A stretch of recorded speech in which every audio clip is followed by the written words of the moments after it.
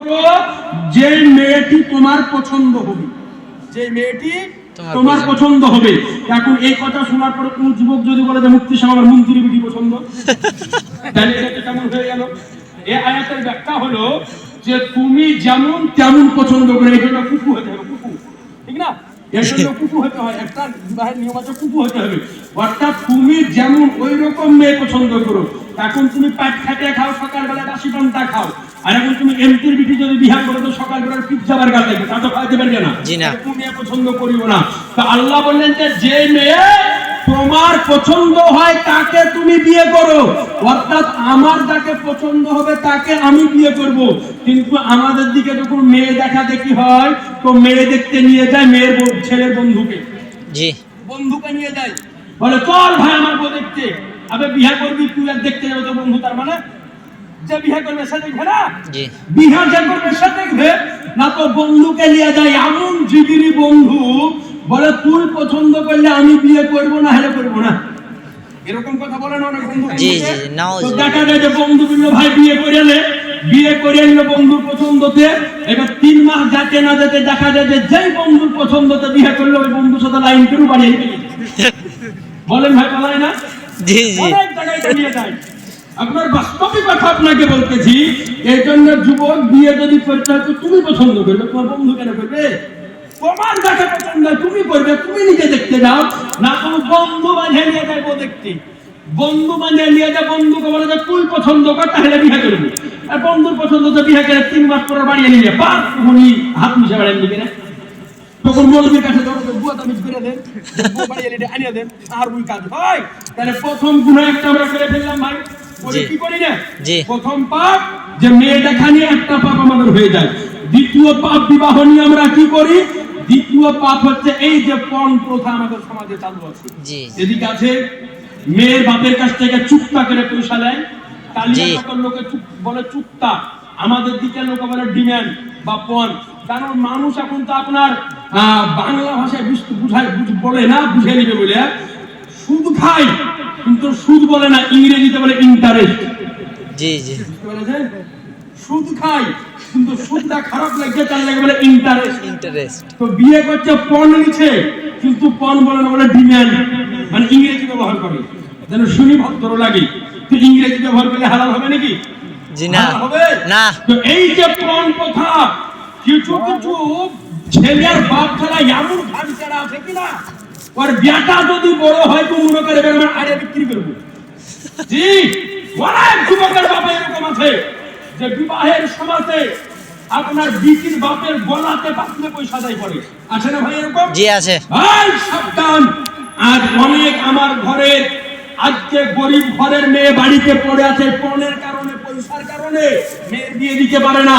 বলে যেমনই দেখতে আসে মেয়ে তো পছন্দ, কিন্তু বিয়েতে 2 লাখ টাকা 5 ভরি গয়না আর একটা বাইক লাগবে, 2 লাখ টাকা দামের ঘর সাজিয়ে লাগবে। এবার একটা মেয়েকে 16 বছর 18 বছর নিজের বাপ মানুষ করলো, তাকে খাওয়ালো পড়ালো বড় করলো, আর একটা মেয়েকে যখন একটা বাপ একটা পুরুষের হাতে তুলে যায় তো ওই বাপ দ্বারা আমার মেয়েকে তুলে দিতে কতটা কষ্ট হয়, ঠিক কিনা? জি জোরে বলেন ঠিক কিনা? জি ঠিক, কত কষ্ট হয় বাপ জানে। আর ওই বাপের গলাতে আপনার পা দিয়ে কিছু যুবক ছেলের ঘাড় কেড়া বাপ আছে, পয়সা আদায় করে। সাবধান মুসলমান, বিনা পণে বিবাহ করুন, কোনো পণের প্রয়োজন নাই। তুমি বিবাহ যখন করবে তো বিবাহ করার আগে তো তোমাকে মোহরানা লাগবে, তারপরে না বিয়ে করবে। তোমার মোহরানা নাই, আর 2 লাখ টাকা খরচ করে ভোজ দিবে বিক্রি বাপের কাছে পয়সা নিয়ে, বিয়ের কিতাব ইসলাম নিয়ে। খবরদার, যে সমস্ত যুবকেরা বিয়ে করেনি তাদেরকে বলবো যে বিনা পণে বিয়ে করতে হবে, বলে ইনশাআল্লাহ। ইনশাআল্লাহ জোরে বলেন, মানে এরা কিন্তু কাজ ছাড়বে না। জি ইনশাআল্লাহ, ইনশাআল্লাহ জোরে বলেন ইনশাআল্লাহ। ইনশাআল্লাহ। আর যারা বেকার বাপ আছে তারা ইনশাআল্লাহ বলেন যে বিনা পণে বিয়ে দেব, বলেন ইনশাআল্লাহ। ইনশাআল্লাহ জোরে বলেন ইনশাআল্লাহ। ইনশাআল্লাহ বিনা পণে বিবাহ দিবেন, দেখবেন আল্লাহ ওই বিবাহতে রহমত বরকত আল্লাহ দান করবে। আর বিটির বাপের কাছে গলায় পাঠিয়ে পয়সা নেই, এখন কি ধান? হ্যাঁ দেখেন, একটা কথা আপনাকে বলি, আমাদের বিশেষ করে পশ্চিমবঙ্গে, বুঝুন খেয়াল করবেন, আমাদের বিশেষ করে পশ্চিমবঙ্গে, আপনারা রাগ করছেন কি ভাই? জি না, রাগ করছেন ভাই আপনারা? জি না। রাগ হইতে বিরক্ত হচ্ছেন কি না। দেখেন, বিশেষ করে আমাদের পশ্চিমবঙ্গে যখন কোনো বাড়িতে, বাপের বাড়িতে মেয়ের যখন জন্ম হয়, তো তার বিবাহ দেওয়ার পূর্বে বাপ কিন্তু মেয়েকে পুরস্কার গিফট দেওয়ার লেগে অনেক কিছু রেডি করে রাখে। আপনি চাইবেন কেন, যদি মেয়ের বাপ, যদি কোনো মেয়ের বাপ খুশি হয়ে যায়, আলহামদুলিল্লাহ আপনি কবুল করেন। খুশি হয় তো অনেকে যায়, বিটিকে বিনা গিফটে, বিনা উপহারে কেউ কিন্তু কিছু পাঠায় না, ঠিক না ভাই? কিছু না কিছু আপনার সঙ্গে দিয়ে যায়, তো যেটা দিবে ওটা আপনি কবুল করে নিন। তাই বলে চেয়ে নেওয়া যাবে যাবে না। আর আপনারা খবরদার কেউ কোন চেয়ে নিবেন না। আর মেয়ে ছেলে যারা আছে, যুবতী বিয়ে করেনি, তাদেরকে বলে দিব যে কোন যদি চাইতে তোমরা বিয়ে করো না, দেখি এরা বিটি ছেলে পাই কোথায়, কোন একটা খুঁজে নিয়ে আসে আমেরিকা থেকে, জাপান থেকে, দেখি তোমরা বলে দাদা বিনা পণে আমরা বিয়ে করব, যদি করতে হয় তো কোন, না হলে করিস না। আজি যারা মহতার আমরা মেয়েদের ক্ষমতা নাই। আমার ওইখানে একটা ছেলে, আপনার ওহাবি ঘরের ছেলে, তো সুন্নি ঘরের একটা সুন্দরী মেয়েকে দেখে কিন্তু আর পছন্দ হয় যে আমি বিয়ে করব। কিন্তু মেয়েটা ছোট থেকে মাদ্রাসা মসজিদে যাওয়া আসা, মেয়েটা আলেমুল আমাদের সম্পর্ক, কিন্তু ওর নিয়ত আমি কোন ওহাবি ছেলেকে বিয়ে করব, কোন ওহাবি ছেলেকে বিয়ে করব না। তো এইবার ছেলেটাকে সে শর্ত দিল, যদি আমাকে তোকে বিয়ে করতে হয়, মেয়েটা শর্ত দিচ্ছে, আমাকে যদি বিয়ে করতে হয় তাহলে তুই সহ তোর গোটা পরিবারকে সুন্নি হতে হবে। জি জি জি, সুবহানাল্লাহ সুবহানাল্লাহ। তো ছেলেটা শেষকালে গোটা পরিবার নিয়ে সুন্নি হয়ে ওই মেয়েটাকে বিবাহ করেছে। সুবহানাল্লাহ। মেয়ে ছেলে যদি মনে করে সব করে দিব, জি জি জি, সব করে ফেলবে। তো এটা দ্বিতীয় গুনাহ করি যে কোন কথা আমরা এই পণের কাজ করি। এবার বিবাহ আপনার ঠিক হয়ে গেল, বিবাহ ঠিক হয়ে যাওয়ার পরে আপনাদের দিকে এবার এটা হয় কি হয় না জানি না, একটা কাজ হয়, সেটা হচ্ছে গায়ে হলুদ। জি হলুদ দেয় গায়ে, দিকে গায়ে হলুদ হয়, বিটি ছেলে বেটা ছেলে গায়ে হলুদ দেওয়াতেই হয়, গায়ে হলুদ দেওয়াতেই হয় না ভাই? দেখেন মশালাটা বলে দিই ভাই, ঠিক রাগ করিয়েন না কেউ। জি জি, গায়ে হলুদ দেওয়া না জায়েজ নয়, হারাম নয়, গায়ে হলুদ দেওয়া জায়েজ। যদি কালো মানুষ যদি হয় আর যদি একটু গায়ে কাকা হলুদ মাখালে তো দেখতে চকচক করে, জি জি, তো হলদি দেওয়া না জায়েজ, হারাম নয়, কিন্তু হারামটা হয় কোন জায়গায় দেখেন। এবার দেখতে পাবে হলদিটা মাখাতে আসে কে? বেটা ছেলের বিবাহ হলে দেখি যে আমাদের দিকে হলদি মাখাতে আসে ভাবিতে, হলদি মাখাতে আসে চাচাইতো বহিনে, হলদি মাখাতে আসে মামাইতো বহিনে, হলদি মাখাতে আসে ফুপাইতো বহিনে। এই কারণে মামাইতো বহিন, ফুপাইতো বহিন, খালাইতো বহিন, চাচাইতো বহিন, ভাবি, এদের হাত থেকে হলদি মাখিয়ে নেওয়া হচ্ছে হারাম। জি জি, কি বললাম? হারাম হারাম।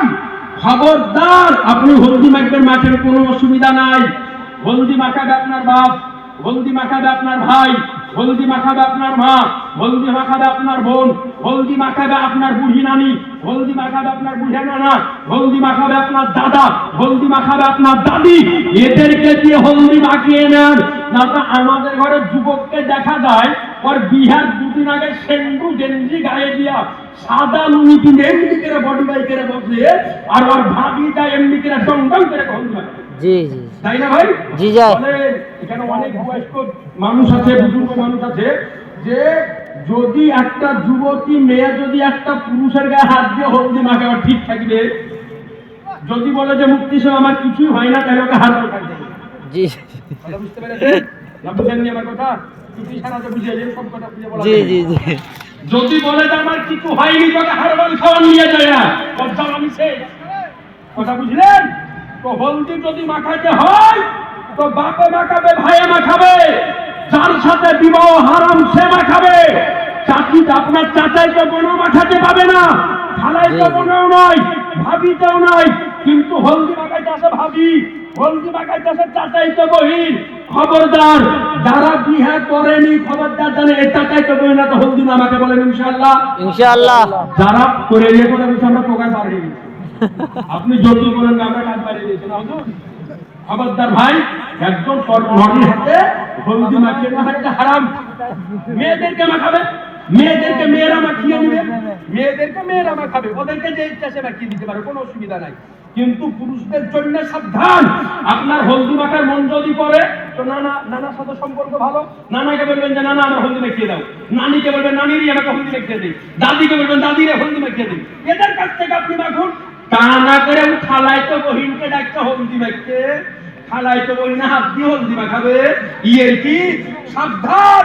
জানে কোন যুবক এই কাজ না করে, বলে ইনশাআল্লাহ। ইনশাআল্লাহ। জোরে বলে ইনশাআল্লাহ। ইনশাআল্লাহ। এরপরে এই গুনাহ আমাদের হয়ে গেল। দ্বিতীয় গুনাহ, আরেকটা গুনাহ আমরা কি করি? এরপরে বিয়ের আগা দিন রাত্রে হয় ডিজে পার্টি। ডিজে বক্স হয় কি হয় না? জি হয়। আপনাদের দিকে হয়? হায় হায় হায় হায়, ডিজে বলছে, হুজুর বলছে এটাই তো হচ্ছে মেন। আপনি জানেন হুতারাম, আজ আমরা কোন জায়গায় পৌঁছাচ্ছি দেখেন চিন্তা করে। যে আজ বিবাহকে কেন্দ্র করে আজ এই ডিজে পার্টি বাজায়। আচ্ছা বলেন ভাই, আপনাদের যার ঘরে মেয়ে আছে, আপনার মেয়ের যখন বিবাহ দেন তো আপনার মনে মনে এই আশায় থাকে যে আল্লাহ আমার মেয়েটাকে তুমি সুখী করুন, এটাই থাকে কি না? যদি আমারও আল্লাহ মেয়ে দেয়, আমিও যখন মেয়ের বিবাহ দিব, তার মোহর যখন করবো, তো আমিও মনে মনে দোয়া করবো যে আল্লাহ আমার মেয়েটাকে তুমি সুখে শান্তিতে রেখো।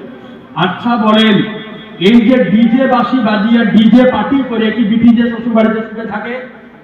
সুখে থাকবে? জি না, সুখে থাকবে না। কেন? আপনার টাকা বেশি হয়ে গেলে গায়ের ইমামদেরকে যে একটা বড় জালসা করাতে পারলেন না, বাড়িতে দুয়ার মাহফিল করাতে পারলেন না, যে হুজুর আমার বিটির বিয়ে দিতেছি, একটা দোয়া করে দেন, একটু মুনাজাত করে দেন, আল্লাহ যেন আমার বিটিকে সুখে রাখে। খবরদার, এই ডিজে পার্টি আজকে এমন ভাবে মুসলমান ঘরে হতে আরম্ভ করে দিয়েছে যে আজকে বোঝাই যায় না যে হিন্দু লিখা মুসলমানের লিখা, বুঝতেই পারা যায় না গো। সাবধান মুসলমান, এই ডিজে পার্টি যাতে আজ থেকে আর না হয়। সবাই বলেন ইনশাআল্লাহ। ইনশাআল্লাহ। দুই হাত তুলে বলেন তো ইনশাআল্লাহ। ইনশাআল্লাহ। দেখেন সবাই হাত উঠায়নি, মানে যারা হাত উঠায়নি ওরা করবে। হুজুর আপনি কি চালাক, তার চাইতে আমরা আরো বেশি চালাক। আপনি ইনশাআল্লাহ বুঝিয়ে নেবেন, আমরা বুঝবো না। না, একবার সবাই বলেন ইনশাআল্লাহ। ইনশাআল্লাহ। খবরদার ভাই, আমার এটা কেন করবেন? পাপের কাজ, গুনার কাজ, বিবাহ একটা বললো তো এইরকম গুনাহ যদি বার করতে আরম্ভ করে দিই, তো এক নয় দুই নয়, বিবাহের ধাপে ধাপে ধাপে ধাপে ধাপে ধাপে আমরা গুনাহের কাজ করি। তো যাই হোক বাপজি আমার ভাইরা, আপনার নিকটে আরজ করি যে এই সমস্ত গুনাহ করবেন না। তো মান্যত ছিল কি? মরিয়মের কথাটা মনে আছে না? ভুলে খেয়ে ফেলেছি? জি আছে। হ্যাঁ জি আছে। আপনাদের মনে আছে? হযরতে মারিয়ামের জন্য মান্যত মানলেন যে খোদা তুমি যে ছেলেটা দান করবে ওটাকে আমি বাইতুল মুকাদ্দাসের খিদমতের জন্য আযাদ করে দিব। তো হযরতে মারিয়ামের জন্ম হলো। এই মারিয়ামের জন্ম হওয়ার পরে হযরতে মারিয়ামের মা হান্না আজকে হযরতে মারিয়ামকে সঙ্গে করে নিয়ে বাইতুল মুকাদ্দাসে হাজির হলেন। ওই সময়